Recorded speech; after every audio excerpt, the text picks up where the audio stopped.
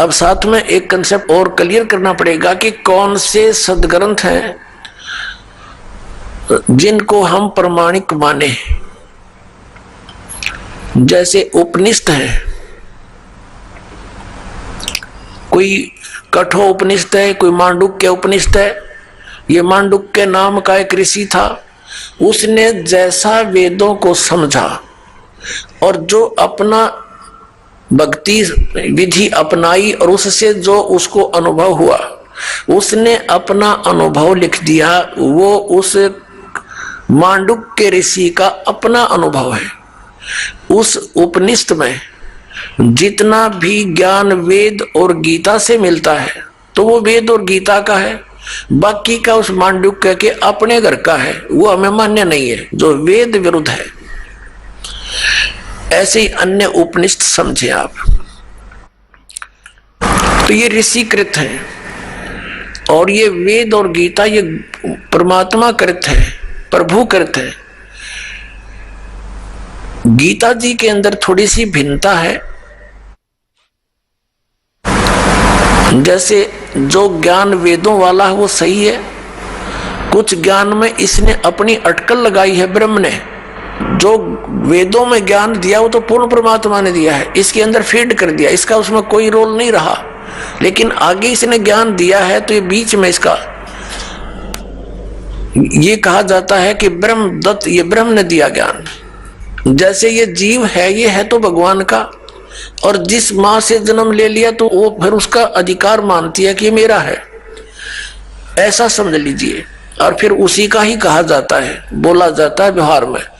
तो ऐसे ही चारों वेद पूर्ण परमात्मा ने दिए थे, इसके अंदर फीड कर दिए थे अंतःकरण में ब्रह्म के, सरपुरुष के। इस सरपुरुष ने, ब्रह्म ने अपने श्वासों के द्वारा इसको बाहर निकाला। अपने आप निकल के समय आने पर समुद्र के अंदर फिर इसने बाद में चारों को छुपा दिया था, जो बाद में सागर मंथन करने पर ब्रह्मा जी को प्राप्त हुए।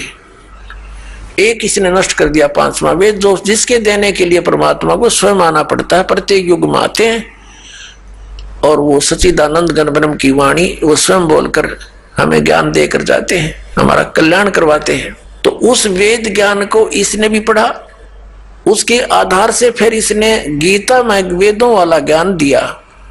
फिर साथ में युद्ध कराने के लिए इसने कुछ अपनी अटकल लाई, तो वो अटकल इसके अपने घर की है, वो वेद ज्ञान नहीं है। जैसे इसने श्रीमद् भगवत गीता अध्याय नंबर 3 के श्लोक नंबर 8 में कहा कि अर्जुन, यदि तू एक स्थान पर बैठा रहेगा, कर्म सन्यासी हो गया, तो फिर तेरा निर्वाह कैसे होगा? एक स्थान पर बैठकर हठियोग करके साधना करता रहेगा। तो मूर्ख लोग होते हैं जो ऊपर से तो हठियोग करके समाधिस्थ नजर आते हैं, लेकिन वो अंदर में चिंतन कुछ और ही करते रहते हैं। ऐसा करना व्यर्थ है। फिर छठे अध्याय के 10, 11, 12, 13, 14, 15 तक इसने क्या बताया है? फिर अपनी विधि बताई है, और वो वेद ज्ञान है जो तीसरे अध्याय के 7-8 मंत्र में दिया है। वो तो वेद ज्ञान कि यदि तू एक स्थान पर बैठकर हठ योग करता रहेगा तो तेरा फिर निर्वाह कैसे होगा? इस कर्म सन्यासी नहीं होना, कर्म योगी बन। फिर 8वें अध्याय के 7वें श्लोक में कहा कि युद्ध भी कर, मेरा स्मरण भी कर, ये वेद ज्ञान है। फिर इसने छठे अध्याय के 10 से लेकर 15 तक जो ज्ञान दिया है उसमें इसके अपने घर का है, मूर्ख बनाने के लिए। क्या बताता है? एक स्थान पर, अलग स्थान पर बैठ जा, नीचे कुसा हो, डाब हो, ऊपर मृगशाला हो, उसके ऊपर एक सुंदर कपड़ा हो स्वच्छ, फिर वो ना ऊंचा हो ना नीचा हो, ऐसा आसन हो, उस पर बैठकर अपने नाक के अग्रभाग पर ध्यान लगा और मन और इंद्रियों को रोक। ये इसके घर का ज्ञान है। वहां तो कह रहा है वो वेद ज्ञान है कि तू एक स्थान पर बैठा रहेगा, तू हठयोग करता रहेगा, तेरा निर्वाह कैसे चलेगा? और यहां ये अटकलबाजी अपनी बता रहा है। अब जैसे वो वेद ज्ञान कैसे है और ये वेद ज्ञान क्यों नहीं है, ये भी जानना अनिवार्य है। यजुर्वेद अध्याय नंबर 40 के मंत्र नंबर 15 में स्पष्ट किया है कि वायु अनिलम अमृतम अथिदम बसमांतम शरीरम। ओम कर्तु समर किलबे समर और कर्तुम समर। ओम नाम का सिमरण काम करते करते कर, विशेष कसक के साथ कर, और मनुष्य जीवन का परम कर्तव्य जानकर ओम का सिमरण कर। ऐसे ही सूक्ष्म वेद में कहा है परमेश्वर ने, नाम उठत नाम बैठत नाम सोवत जागवे, नाम खाते नाम पीते नाम सेती लागवे। नाम उठत नाम बैठत नाम सोवत जागवे, नाम खाते नाम पीते नाम सेती लागवे। काम करते करते, चलते फिरते, उठ के बैठ के, जब भी जैसे भी सुविधा हो, उठते चलते नाम का सेवन कर, और नाम से मोक्ष होगा। केवल नाम ही है मोक्ष का। बाकी जो अन्य साधनाएं हैं, जो हठ योग आदि है, वो मोक्ष मार्ग नहीं है, उससे अन्य उपलब्धियां होती हैं जो मोक्ष मार्ग में सहयोगी नहीं, बाधक होती है। उसे सिद्धियां आ जाती है, प्रभुता बन जाती है, फिर वो भगवान स्वयं प्रभु बन जाता है, प्रभु को भूल जाता है, वो उसका दुर्भाग्य होता है। तो इसलिए हमने वही क्रियाएं करनी चाहिए जिससे हमारा मोक्ष हो, हमें मोक्ष प्राप्ति हो।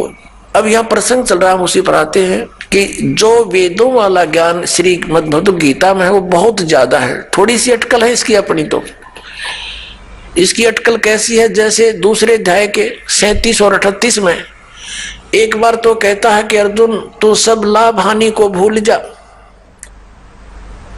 और युद्ध कर ले, और फिर तुरंत लाभ और हानि याद दिला रहा है कि यदि तू युद्ध में मारा गया तो स्वर्ग की प्राप्ति होगी, और यदि युद्ध में जीत गया तो तू पृथ्वी का राज भोगेगा, तेरे दोनों हाथों में लड्डू। तो ये इसकी अपनी बकवाद थी, जो उसको केवल युद्ध कराना ही उद्देश्य रखा हुआ था। अब यदि श्री कृष्ण जी गीता जी का ज्ञान दे रहे होते तो वो इतना जुल्म नहीं करवाते, क्योंकि वो तो बहुत युद्ध अप्रिय है, वो युद्ध करते ही नहीं, उनको युद्ध अप्रिय है। क्योंकि 3 बार गए थे वो शांति दूत बनकर, उनको इसी दृष्टिकोण से कहा करते थे, देखो भाई युद्ध बहुत बुरी चीज होती है, टाइम पास करना अपना टाइम पास कर लो, आधा आधा बांट लो। नहीं माने, फिर आखिर में क्या हुआ कि भगवान ने ये कह दिया भी ठीक है तुम नहीं मान रहे हो। श्री कृष्ण जी ने कहा कि एक तरफ मेरी सेना होगी, एक तरफ मैं हूंगा, और मैं हथियार भी नहीं उठाऊंगा। क्या वो महापुरुष और फिर ये कह सकता है, जब अर्जुन मना करे कि मैं नहीं युद्ध करना चाहता भगवान, और मैं तो ये चाहता हूं कि मुझे निहत्थे को एक तीर मार के मार दे मुझे दुर्योधन, और मेरी मृत्यु से ये अनर्थ टल जाए, मैं यहाँ तक इच्छुक हूँ, और हम तो भीख मांग कर गुजारा कर लेंगे, ऐसा जुल्म हम नहीं करेंगे। और उस समय ये कह रहा कि ना युद्ध कर, तू मर गया तो स्वर्ग में जाओगा, और मैं युद्ध जीत गया तो राज भोगेगा। अब उसमें गंध भरने लग रहा है ये सारा। जब ये नहीं माना तो उसको ज्ञान देने लगा, ज्ञान के भी प्रश्न उत्तर करता रहा। अर्जुन सोचा था इससे पीछा छूटा, किसी तरह यो मन बख्श दे। अंत में जब नहीं मानता दिखा अर्जुन, तो उसने विराट रूप दिखा दिया, भयंकर। अब कलेजा फट गया उसका, अर्जुन का। और लास्ट में फिर सारा कुछ ज्ञान देकर अपना, और कुछ वेदों का ज्ञान तो है इसमें अधिक। फिर लास्ट में 18वें अध्याय के 67-68 में पूछा है कि क्या तुझे ज्ञान हो गया, अब बोल क्या करेगा। अर्जुन बोला मैंने बहुत ज्ञान हो गया, मैं तो युद्ध करूंगा। अब उसने सारा दृष्टिकोण पढ़ लिया उसका कि ये युद्ध कराना चाहता है, और यदि मैंने मना कर दिया, इसने एक बार वो दृष्टि फिर दिखा दिया, मेरा हार्ट अटैक हो जाएगा, तो ये तो काम मेरा तो बनेगा।